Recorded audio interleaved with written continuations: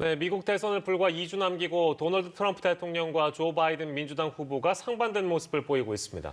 하루에도 경합주 이곳저곳을 누비는 트럼프 대통령과는 다르게 바이든 후보는 오히려 일정을 줄였는데요. 이를 두고 여러 관측이 나오고 있습니다. 네, 코로나19가 급속히 번지면서 최근 피해가 두드러진 유럽은 올 상반기 1차 파동 때와 마찬가지로 봉쇄에 들어가는 곳이 잇따르고 있습니다. 밤사이 들어온 글로벌 뉴스 김지수 기자와 살펴보겠습니다. 어서 오십시오. 안녕하세요. 네, 미국 대선이 이제 거의 코앞으로 다가왔는데 제가 앞서 말씀드린 대로 좀 전략의 차이가 있는 것 같아요. 트럼프는 거의 매일 경합주를 누비다시피 하는데 바이든은 오히려 활동이 좀 덜하다는 얘기가 나오고 있습니다. 네, 트럼프 대통령은 현장 유세만이 승리의 길이라고 믿고서 막판 추격을 위해 안간 힘을 쓰고 있습니다. 매일같이 경합주를 찾아 추격전을 벌이고 있는데요. 20일 트럼프 대통령은 경합주인 펜실베이니아주를 다시 한번 찾기도 했습니다. 또 이동 시간을 아끼기 위해 유세도 공항 주변에서 하고 있다는 것에서도 유세에 얼마나 공을 들이는지 알 수 있습니다. 반면 바이든 캠프는 20일 잡아둔 대면 행사는 없다고 밝혔습니다. 22일 마지막 TV 토론을 준비하고 있는 것으로 전해졌습니다. 지난 나흘간 바이든 후보가 자택에 있는 델라웨어주를 벗어난 건 18일 노스캐롤라이나를 찾았을 때뿐입니다. 19일에도 프로그램 녹화에만 참여했을 뿐 공개 일정을 하지는 않았습니다. 현재 언론은 바이든 후보가 22일 토론까지 공개 행사를 하지 않을 것으로 예상된다며 이런 경우는 대선을 2주 남긴 시점에서 극히 이례적이라고 지적했습니다. 바이든 캠프에서는 바이든 후보를 빼고는 다들 바쁜 모습입니다. 부통령 후보인 카멀라 해리스는 19일 플로리다주 유세를 소화했고 20일은 위스콘신주 사전투표 개시에 맞춰서 화상 유세에 나섭니다. 버락 오바마 전 대통령도 21일 펜실베이니아주에서 지원 유세에 동참합니다. 바이든 후보의 아내 질 바이든도 20일 미시간주를 찾습니다. 바이든 후보는 코로나19를 이유로 트럼프 대통령의 대규모 유세를 비판하면서 작은 규모의 유세 위주로 활동해왔습니다. 그렇다고 해도 대선 막판에 공개 행사를 며칠씩 잡지 않는 건 이례적이라고 할 수 있겠습니다. 77살의 고령이고 말 실수가 잦다는 점을 감안한 조치일 수 있다는 그런 분석도 나오고 있습니다. 네, 굉장히 상반된 전략을 보이고 있는데 트럼프 대통령의 이런 노력 때문일까요? 최근 여론조사에서 트럼프 대통령이 주요 경합주에서 맹추격전을 벌이고 있다 이런 결과가 나왔다면서요? 네, 이제 경합주, 당락을 결정짓는 그런 곳이라고 할 수 있겠는데요.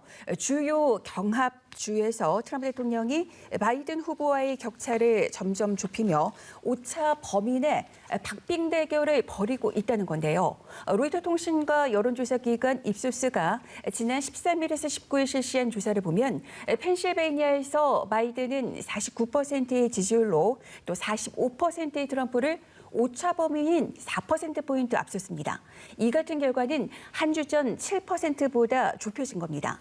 또 워싱턴 포스트와 ABC 방송의 지난 12일에서 17일 조사에서는 노스캐롤라이나에서 바이든 49%, 트럼프 48%로 불과 1%포인트의 오차 범위 싸움이 벌어지기도 했습니다.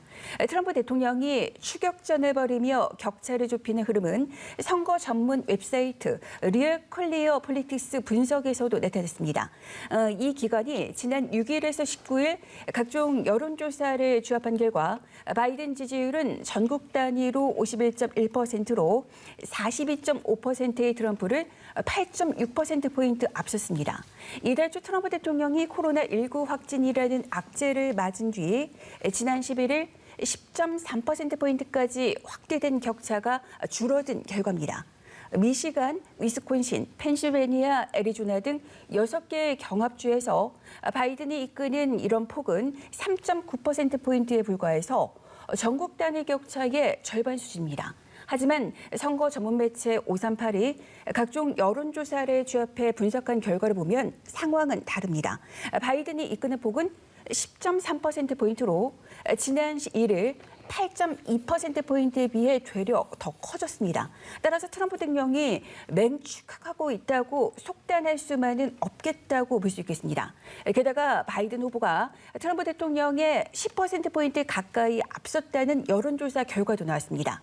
뉴욕타임스와 시애나대학교가 지난 15일에서 18일 유권자 900여 명을 대상으로 조사했는데 바이든은 50%, 트럼프는 41%의 지지율을 각각 기록했습니다. 네, 이런 조사들이 여론의 흐름을 단면적으로 보여주긴 하는데 지난 4년 전에 그 대선 결과를 이런 매체들이 다 예상을 못했기 때문에요. 트럼프 대통령의 재선의 길이 막혀 있다고는 지금 단정할 수는 없는 것 같습니다. 그런데 이제 핵심 경합주 펜실베이니아주에서 대선일 사흘 뒤까지 도착하는 우편 투표까지 인정해야 된다.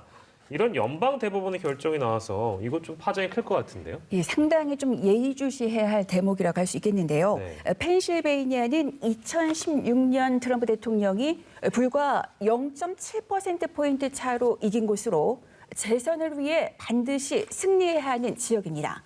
미 연방대법원은 펜실베이니아에서 대선 사흘 뒤까지 도착하는 우편 투표를 개표 대상에 포함해야 한다는 결정을 내렸습니다.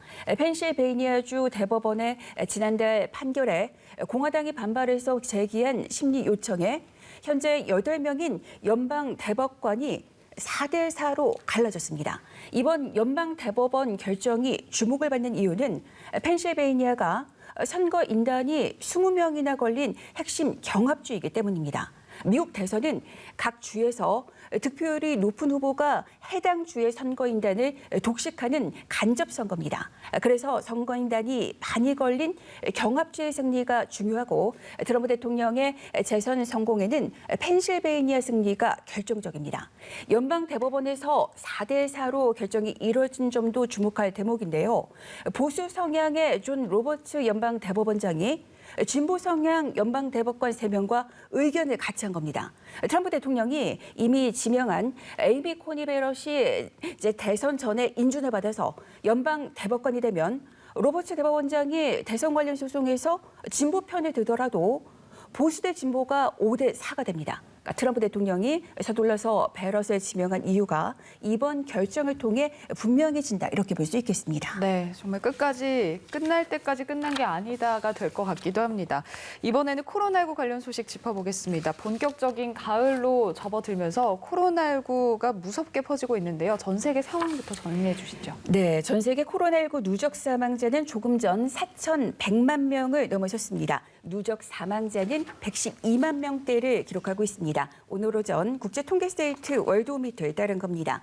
피해가 가장 큰 미국에서는 누적 확진자가 851만 명을 넘었고 인도는 764만 명, 브라질은 527만 명을 각각 넘으며 뒤를 이었습니다. 미국에서는 하루 평균 신규 확진자가 6만 명에 근접하고 있습니다. CNN 방송은 19일 기준 미국에서 일주일간의 하루 평균 신규 확진자가 5만 8,300명을 웃돈 것으로 집계됐다고 보도했습니다. 이 같은 수치는 8월 첫째 주 이후 2달여 만에 가장 높은 수준이자 2달 만에 최저치였던 지난달 12일의 평균 신규 확진자 3만 4천여 명과 견주어 보면 70%나 상승한 겁니다.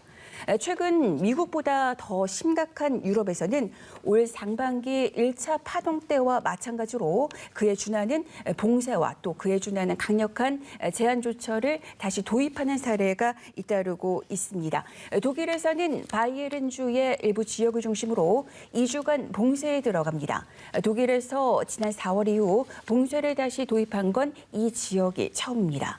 이탈리아에서는 북부 밀라노와 남부 나폴리에서 야간 통행 금지가 시행됩니다. 이에 따라 주민들은 야간에 건강상 문제나 업무와 같은 특별한 사유 없이 외출을 할 수 없게 됩니다. 네, 마지막으로 저희 프랑스에서 일어났던 피살된 교사와 관련된 사건 얘기인데 프랑스 정부가 이번 사건 계기로 SNS에서 넘쳐나는 혐오 발언들 이런 거 규제하고 이슬람 극단주의와 연계된 조직은 통제하겠다 이런 방침을 세웠었는데요.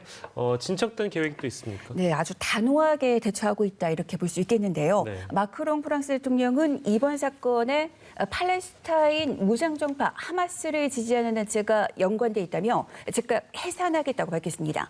마크롱 대통령은 프랑스에서 활동하는 단체 쉐이크 야신이 이번 테러에 직접 연루됐다며 21일 열리는 국무회의에서 단체 해산을 의결하겠다고 말했습니다. 쉐이크 야신은 현재 사법당국에 붙잡혀 조사를 받고 있는 이슬람 급진주의자 압둘라 킴 셰프리가 만든 단체입니다. 셰프리는 수업 시간에 표현의 자유를 가르치겠다며 이슬람 선제자를 풍자 소재로 삼은 주간지를 보여준 사무엘 파티를 비난하는 영상을 유튜브에 게재한 혐의로 체포됐습니다. 마크롱 대통령은 이슬람 급진주의자와 연관됐거나 프랑스를 파괴하려는 생각을 가진 이들을 내버려 두지 않겠다고 경고했습니다. 네, 이 소식까지 만나봤습니다. 지금까지 글로벌 브리핑의 김지수 기자와 함께했습니다. 고맙습니다. 고맙습니다.